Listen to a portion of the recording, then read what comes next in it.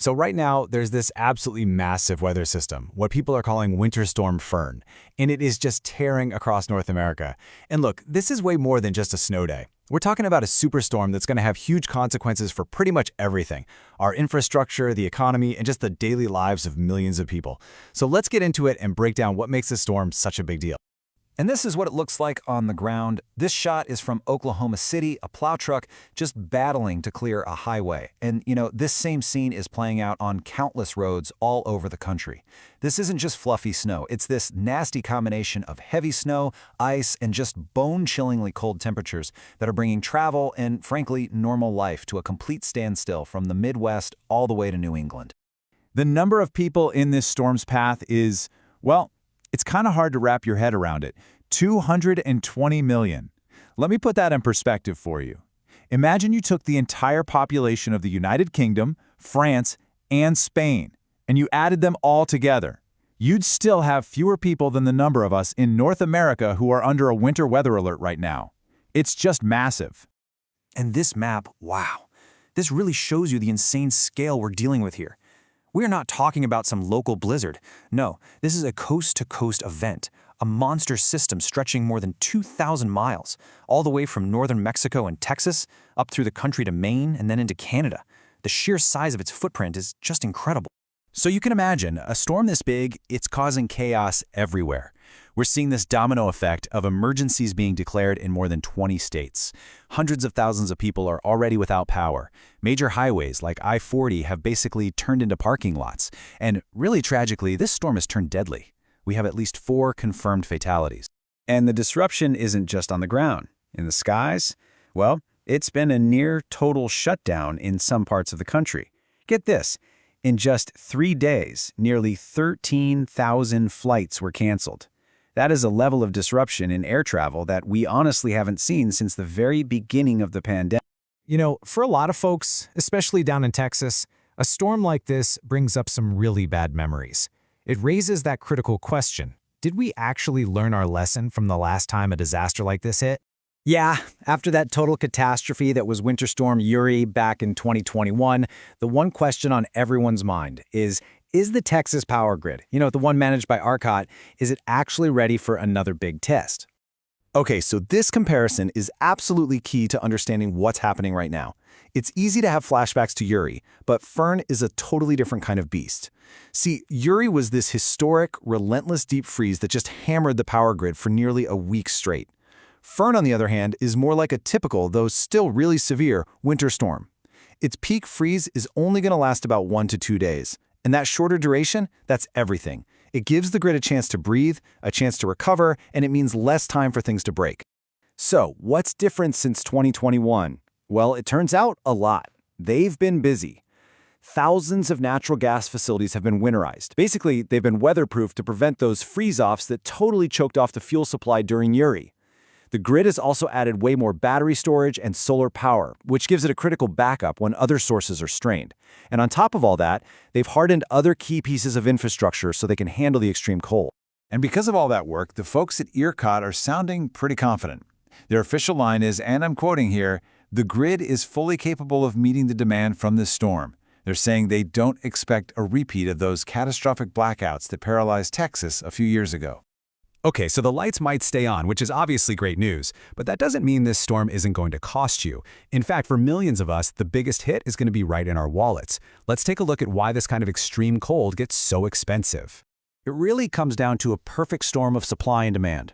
It's classic economics, right?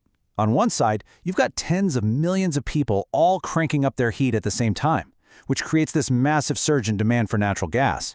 But on the other side, that same extreme cold causes those freeze-offs we talked about, where everything freezes solid at the wellheads and in the pipelines, which chokes off the supply. So, when demand skyrockets and supply plummets, prices have only one place to go: up. And when I say prices went up, I mean they skyrocketed. It was dramatic. In just a matter of days, the price of U.S. natural gas jumped by 50 to 70%. It went from around $2.70 to over $5. That's one of the biggest weekly price jumps we've seen in decades, and it's a direct result of this storm's 1-2 punch to supply and demand. All right, so what does this all actually mean for your heating bill? This chart kind of breaks down the possibilities. The most likely scenario, the base case, with about a 60% chance, is that you'll see your bill go up about 5 to 10%. But if this cold snap turns out to be worse than forecasted, there's a small but real chance we could see bills jump by as much as 25%. And that's a pretty big hit for any family's budget. Okay, money is one thing, but what's way more important is staying safe, right? The most immediate threat from a storm like this is to our health. So let's pivot and talk about the practical things you can do to protect yourself and your family when it's this cold. When you get right down to it, the danger of extreme cold is actually pretty simple. Your body starts losing heat faster than you can make it. And when that happens, it can lead to two really serious medical emergencies. So let's go through the official CDC guidance on how to spot them and what to do. First up is hypothermia. That's a medical emergency that happens when your body's core temperature drops to a dangerously low level. And here's something you really need to know. You don't have to be in below freezing temperatures for this to happen. Hypothermia can actually set in when it's above 40 degrees Fahrenheit, especially if you get wet from rain or even sweat. So knowing the signs is absolutely critical. For adults, be on the lookout for things like shivering, exhaustion, confusion, or slurred speech. For infants, though, the signs are different. You want to look for bright red, cold skin, and just very, very low energy. The other major risk here is frostbite. That's an actual injury where your skin and the tissues underneath it literally freeze. And this one is sneaky, because a major danger of frostbite is that the area goes numb. The person might not even know it's happening. So, since you can't always trust what you feel, you have to use your eyes.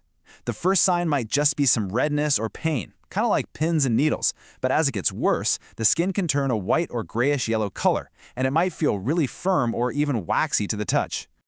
Okay, so if you think someone is in trouble, what do you do? First thing, and this is non-negotiable, get medical help immediately. Call 911. Then, while you wait, your job is to get that person to a warm, dry place. Take off any wet clothing and wrap them up in dry layers of blankets. For frostbite specifically, you can put the affected areas in warm water, and I have to stress this, warm, not hot. And this part is just as critical. Here's what you should never do. Your first instinct might be to rub a frostbitten area to warm it up, but that can cause even more damage to the tissue. Same thing with using a fireplace or a heating pad. That intense, direct heat can cause serious burns. The goal is always gentle, gradual warming. So as this huge storm continues to move across the continent, it's pretty clear this is way more than just a bad weather day. It's a real-time stress test of our preparedness on every single level, from our big national infrastructure all the way down to our own personal safety plans. You know, Winter Storm Fern is a heck of a reality check. It's a stark reminder of just how powerful nature can be. And yes, it's a test of the changes and the fixes we've made since past disasters. We've shown we can learn and adapt, but with extreme weather events becoming more common and frankly more intense, it leaves us with a really big question. Are we really doing enough to get ready for the storms that are yet to come?